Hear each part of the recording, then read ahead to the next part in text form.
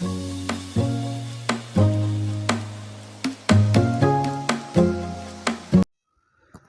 Guys, good morning, welcome to my new blog.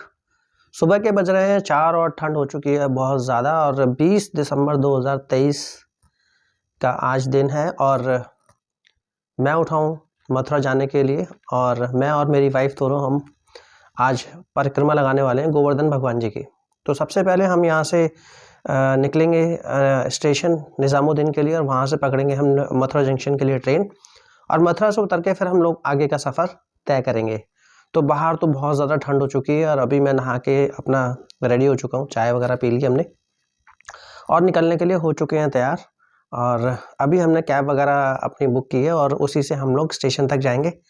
सफ़र कैसा होने वाला है वो मैं आपको ज़रूर दिखाऊंगा। कोशिश करूँगा कि एक से एक चीज़ और एक छोटे से छोटा पॉइंट भी मैं आपको दिखा सकूं, ताकि अगर आपको भी कभी इस तरीके से गोवर्धन भगवान जी की परिक्रमा करनी हो तो वो आपके लिए आसान हो जाए। तो चलिए चलते हैं, टाइम वेस्ट ना करते हुए निकलते हैं फटाफट, क्योंकि हमारी ट्रेन है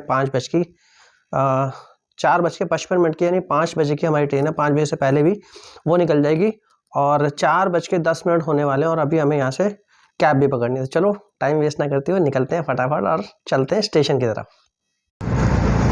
तो हमने ले लिया है ऑटो और ऑटो लेने के बाद हमारी आ गई है फर्स्ट रेड लाइट। यहाँ पे हम लोग रुक गए और मेरा ख्याल है यहाँ से हमें 20 से 25 मिनट लगेंगे पहुँचने में और 4 बजे के आसपास भी हमें 15 मिनट। ऑटो वाले भैया बता रहे हैं कि हमें ज़्यादा से ज़्यादा यहाँ से लगेंगे 15 मिनट पहुँचने में। और इस वक्त का टाइम हो रहा है अपना 4:20 का। तो चलो 15 मिनट में पहुँच जाएंगे तो और भी अच्छी बात है।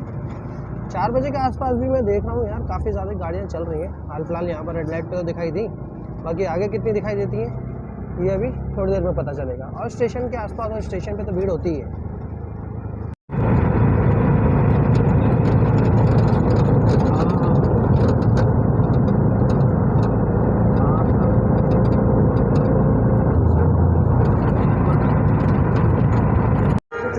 हम लोग पहुँच चुके हैं निज़ामुद्दीन रेलवे स्टेशन और ठीक जैसे कि भैया ने कहा था मैं उसमें 15 मिनट में उतार दिया। फ़िलहाल हमें सीढ़ियाँ चढ़नी है और सीढ़ियाँ चढ़ने के बाद हमें अपना बैग लगेज वगैरह जो भी है वो चेक कराना और चेक कराने के बाद सीधा हम प्लेटफॉर्म के अंदर घुस जाएंगे।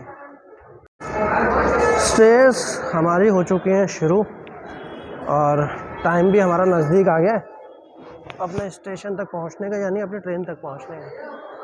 तो फ़िलहाल फटाफट हम सीढ़ियाँ चढ़ लेते हैं और उसके बाद पहले स्टेशन पहुँचें ताकि हमारी ट्रेन कहीं निकल ना जाए। हमारी जो ट्रेन खड़ी है वो ट्रेन है प्लेटफॉर्म नंबर 7 पर।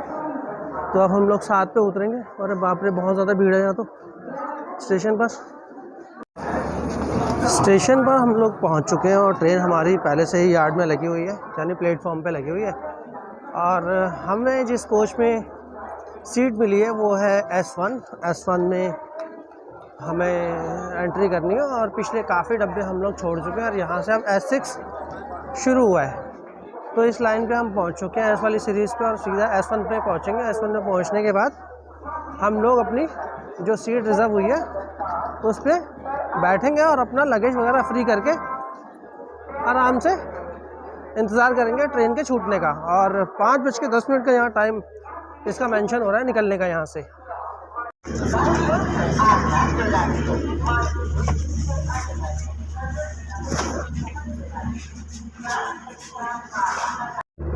तो हम लोगों ने ले ली है अपनी सीट जो कि हमारी कंफर्म सीट थी। और जितने भी लोग अगर ट्रैवल के लिए आते हैं तो मैं उनसे सिर्फ एक ही बात कहूँगा कि आप कभी भी घर से निकलते हैं तो 15 से 20 मिनट आप एक्स्ट्रा लेके चलें हमेशा। अपने रास्ते में कभी भी ट्रैफिक हो सकता है या कोई और इश्यूज़ हो सकते हैं, ताकि आप ट्रेन में आराम से और सही तरीके से पहुंच सकें और आपको ट्रेन ईज़िली मिल जाए। क्योंकि अगर ट्रेन निकल गई तो बहुत ही ज़्यादा दिमाग ख़राब होता है, क्योंकि हम लोग पूरी तरीके से तो प्रिपेयर होकर निकलते हैं, बट ट्रेन छूट जाती है तो उसमें भी बहुत ज़्यादा गुस्सा आता है। तो होता है तो क्या है कि कुछ अच्छे के लिए ही होता है अगर वो चीज़ भी होनी होती है तो। बट फिर भी मैं आपको यही कहूँगा कि आप 15 से 20 मिनट एक्स्ट्रा लेके चलें। हमेशा इस बात के लिए ध्यान रखें कि हमें जहाँ निकलना है और ट्रेन हमने पहले से रिज़र्व करा रखी है, मतलब अपनी सीट पहले से बुक करा रखी है। अगर वो छूट गई तो क्या होगी, तो ये सिर्फ एक छोटी सी राय थी मेरी तरफ से, क्योंकि मैं कहीं ना कहीं आता जाता रहता हूँ, तो इस वजह से मैंने ये सोचा कि एक चीज़ लाइन आपको बताना बहुत ज़रूरी है। वैसे तो ज़्यादातर लोगों को ये सारी चीज़ें पता होती ही हैं।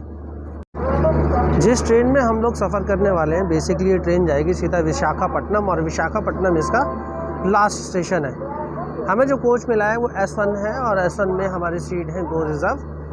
तो जो इस बार हमने ट्रेन ली है, मैं फर्स्ट टाइम देख रहा हूँ कि जो इंजन है, इंजन के ठीक 2 कोच इंजन के साथ, मतलब उसके पीछे लगे हुए हैं, जो जनरल कोच है, और उसके ठीक पीछे लगा हुआ है हमारा S1, यानी इंजन से ठीक तीसरा है हमारा ये कोच है जो सामने।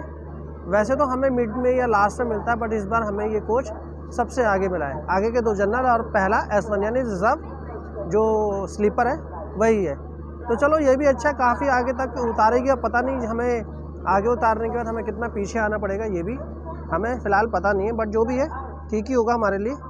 और आगे देखते हैं कि हमें आज हमारा सफ़र कैसा रहेगा और हम इस सफ़र को पूरा कर पाते हैं नहीं। बाकी तो हमें भगवान जी पे पूरा विश्वास है कि हमें हिम्मत देंगे, बट फिर भी गोवर्धन जो परिक्रमा है वो है तो टफ़, लेकिन जैसे ही धरती पे पैर रखते हैं वहाँ थोड़ी बहुत पैरों में ऑटोमेटिक जान आने लगती है। और उम्मीद करता हूँ कि हमारी ये परिक्रमा पूरी होगी।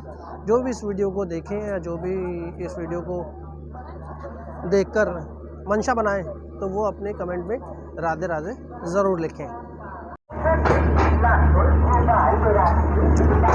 ठीक 5:10 हो चुके हैं, और ठीक 5:10 पे हमारी ये ट्रेन छूट गई, यानी रवाना हो गई विशाखापट्टनम के लिए। तो बेसिकली यहाँ से नई दिल्ली नहीं, हज़रत निज़ामुद्दीन से ही निकली है, और इसका अब जो पहला स्टॉपेज है वो मथुरा का ही है। करीब 1.5 से पौने 2 घंटे में इसका पहुँचाने का टाइम है। बाकी देखते हैं कितने बजे हमें पहुँचा देती है। फ़िलहाल यहाँ से टाइमिंग से निकली है, तो हो सकता है शायद हमें उतारे भी टाइम से, और हो सकता है थोड़ा लेट भी हो जाए।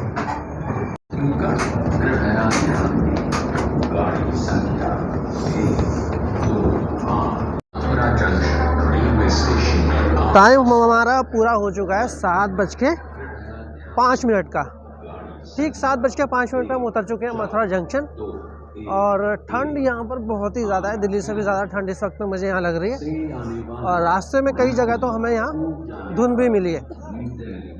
तो लाजमी है कि जिस हिसाब से धुंध है उस हिसाब से यहाँ ठंड भी बहुत ज़्यादा है। हाथ थोड़े इस तरीके से बर्फ़ जैसे होते चले जा रहे हैं, और थोड़ी सी भी अगर हवा कहीं से लगती है ना, तो हाथ सीधे जेब में डालने का ही मन करता है। तो चलो पहले रेलवे स्टेशन से हम लोग बाहर निकल लेते हैं, और बाहर निकल के हम देखते हैं कि हमें आगे गोवर्धन जाने के लिए हमें क्या साधन मिलता है, क्या कन्वेंस मिलता है। तो ट्रेन ने हमें उतार दिया हमारे स्टेशन पर, जहां हमें उतरना था मथुरा जंक्शन, और हमने ट्रेन को कर दिया टाटा बाय बाय। ये निकल चुकी है आगे, हम भी निकल लेते हैं यहाँ से आगे। मथुरा का स्टेशन काफ़ी साफ़ सुथरा है और एकदम चकाचक, जिसे कह सकते हैं कि यहाँ स्टेशन पे क्लीनिंग है। काफ़ी अच्छा स्टेशन लगा। मैं पहले भी आया हुआ हूँ, लेकिन मैं दूसरी तरफ उतरा हूँ, इस तरफ तो मैं उतरा नहीं, और उतरा भी हूँ तो मैंने कभी ध्यान नहीं दिया इस तरफ स्टेशन पे कि इतनी ज़्यादा क्लीनिंग है। छोटे छोटे खाने पीने के काउंटर्स भी हैं, चाय वगैरह समोसे वगैरह यहाँ ऑलरेडी मिल जाते हैं। वो भी इस तरीके से दिए हुए हैं, क्योंकि गवर्नमेंट ने अच्छे काउंटर बनाए हुए हैं कि पता भी नहीं चलता कि यहाँ पे इस तरीके से खाने पीने के काउंटर्स भी हैं। ट्रेन का जो टाइम था वो टाइम से आधा घंटा लेट पहुँची है। वैसे तो इसे 6:40 पे पहुँचना चाहिए था, लेकिन ये पहुँची है 7:05 पे। साथ में मेरी वाइफ, हम दोनों परिक्रमा करने वाले हैं, और देखते हैं क्या होता है। परिक्रमा हमारी आसानी से होती है या थोड़ी ज़्यादा मेहनत करनी पड़ती है। बाकी हम राधा रानी की धरती पर आ चुके हैं और राधे राधे कर चुके हैं, तो उम्मीद है सब काम ठीक होगा। ऊपर वाले में विश्वास है, तो आगे के रास्ते भी सही होंगे। हमें जाना है दूसरी तरफ। अभी हमने पता किया यहाँ स्टेशन पे एक एम्प्लॉय से, उसने बताया कि हमें ये फ्लाईओवर चढ़ना है, फ्लाईओवर से सीधा हमें चढ़ के और लेफ़्ट जाना है। लेफ़्ट के बिल्कुल लास्ट में उतर के वहाँ से हमें गोवर्धन के लिए बस मिलेगी। हम लोग निकल चुके हैं स्टेशन से बाहर, और मथुरा जंक्शन से बाहर स्टेशन के हम लोग आ चुके हैं। साथ में यहाँ पार्किंग है, और इस पार्किंग के आसपास जिस तरीके से जो छोटे मोटे ऑटो चल रहे हैं, इलेक्ट्रिक बसेस भी हैं और इलेक्ट्रिक रिक्शा वगैरह हैं। यहाँ से आप कोई भी कन्वेंस ले सकते हैं, लेकिन ये कहाँ जाएंगे ये अभी हमें भी नहीं पता, क्योंकि हम भी अभी इनसे पूछ के आगे निकलेंगे कि हमें गोवर्धन के लिए बस मिलेगी या यहीं से कोई डायरेक्ट कन्वेंस मिल जाएगा। वहाँ सामने जो स्टेशन है आपको दिखाई दे ही रहा होगा, और मैं एक बार दिखाता हूँ आपको थोड़ा जूम करके। ये सामने स्टेशन है, स्टेशन से 500 मीटर थोड़ा बाहर आओगे तो बाहर आके इस रोड से निकलते निकलते निकलते आपको ये सामने रोड मिल जाएगी। तो वहाँ से बस आएगी हमारे सामने से, और बस हो सकता है शायद हमारी इस तरफ से भी आए। तो जहाँ से भी बस आएगी हमें बस यहीं से मिलने वाली है अपनी गोवर्धन के लिए, और उसमें बैठ के हम सीधा डायरेक्ट निकलेंगे गोवर्धन परिक्रमा के लिए।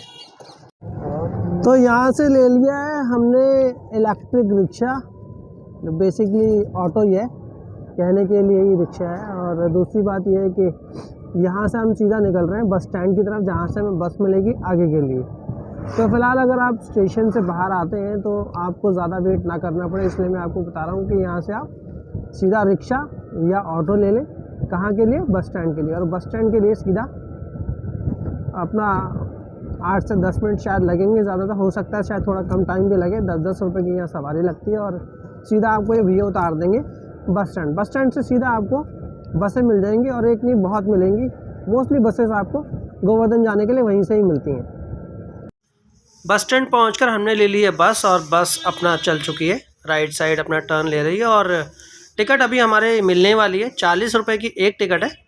हम 2 लोग हैं तो 2 लोगों के हमारे 80 रुपये लगे हैं। ये टिकट है हमारी। और दूसरा 500 रुपये का नोट मैंने इनको दिया, बट इनके पास खास छुट्टे नहीं थे, तो इन्होंने इस टिकट के पीछे 420 रुपये पेंडिंग लिख दिए। एक चीज़ अगर आपके साथ भी इस तरीके से होता हो तो ये चीज़ हमेशा याद रखना कि 420 रुपये या जो भी आपका अमाउंट इस पर लिखा होगा, जब तक आपके हाथ में टिकट है तभी तक आपको रिटर्न होगा। अगर टिकट खो गई तो समझो आपके पैसे भी खो गए, इसका ध्यान रखना। हम लोग उतर चुके हैं गोवर्धन के बस स्टैंड पर। स्टैंड से उतर के हम सीधा निकल रहे हैं बाहर की तरफ, और हम लोग जाएंगे यहाँ से पहले सीधा दान घाटी की तरफ। दान घाटी से हमारी जो परिक्रमा है वो शुरू होने वाली है, और ठंड बहुत ज़्यादा है। अगर आप जनवरी या फरवरी के मौसम में आते हैं तो ये बात हमेशा ध्यान रखें कि अच्छे खासे कपड़े पहन कर आएँ। कोई जैकेट या गर्म कैप वगैरह अपने साथ ज़रूर रखें, हो सके तो ग्लव्स भी साथ रख लें, और यहाँ की ठंड से बचे रहें। ये रोड सीधा दान घाटी की तरफ ही जाता है, और देख सकते हो आप कितना शांत इस वक्त रोड है। वैसे यहाँ ट्रैफिक बहुत ज़्यादा होता है। मेरे लेफ़्ट और राइट दोनों ही तरफ हाल फिलहाल दुकानें बहुत ही कम खुली हुई हैं, और जो दुकानें खुली भी हुई हैं वो चाय नाश्ते वाली ही खुली हुई हैं सुबह मॉर्निंग के टाइम पर। तो ये सीधा हमें दान घाटी पहुँचाएगा रास्ता। हम आ चुके हैं दान घाटी मंदिर, और यहीं पर गोवर्धन भगवान जी बैठे हुए हैं, विराजमान हैं, जहाँ से हम यात्रा अपनी आगे की शुरू करने वाले हैं। और यहीं से अपना जल चढ़ाना है। सामने काना अपने बांके बिहारी जी की मूर्ति भी स्थापित है। बहुत बड़ा मंदिर है और बहुत शानदार मंदिर है, काफ़ी सुंदर मंदिर बना हुआ है। गोवर्धन भगवान जी यहाँ पर विराजमान है, और पहले तो ये मंदिर बहुत कम बना हुआ था, लेकिन अब बहुत ही अच्छा और बहुत ही शानदार बन गया। जब भी आप अपनी परिक्रमा यहाँ शुरू करें तो सबसे पहले यहाँ गोवर्धन भगवान जी को स्नान कराएं। यहीं बाहर ही मंदिर के प्रसाद मिल जाता है, प्रसाद लें, जलाभिषेक करें और थोड़ा सा उनको दूध चढ़ाएं। दूध वगैरह चढ़ाने के बाद आप सीधा मंदिर से हो जाएंगे बाहर, और बाहर जाते ही आपको लेफ़्ट साइड पकड़नी है, और वहाँ से आपको यात्रा अपनी शुरू करनी है। यहाँ मेरी वाइफ देखो गीले में घूम रही है। भगवान शिव शंकर को जलाभिषेक कर कर यहाँ पर जो इनके हाथ में बाल्टी है, साइड में बाल्टी रखने जा रही है, जहाँ पर से ये बाल्टी उठाकर लेकर आई थी।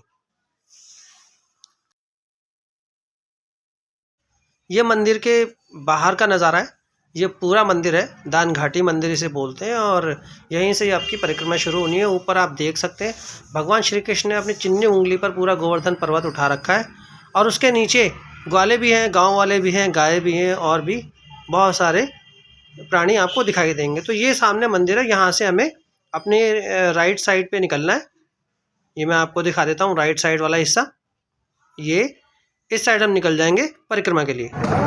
हम इस वक्त बैठे हैं श्री जी नाश्ता एवं जलपान गृह पर। यहाँ से हम लोग अपना जलपान इन द सेंस मतलब हमने एक एक कचौड़ी सब्जी के साथ और एक एक चाय हमने ले लिया। वाइफ मेरी सटासट लगी हुई है खाने में। अरे वाह, ये देखो क्या सटासट काम चल रहा है। पत्ता मेरा मैंने उसमें पहले फेंक दिया, फटाफट साफ कर दिया।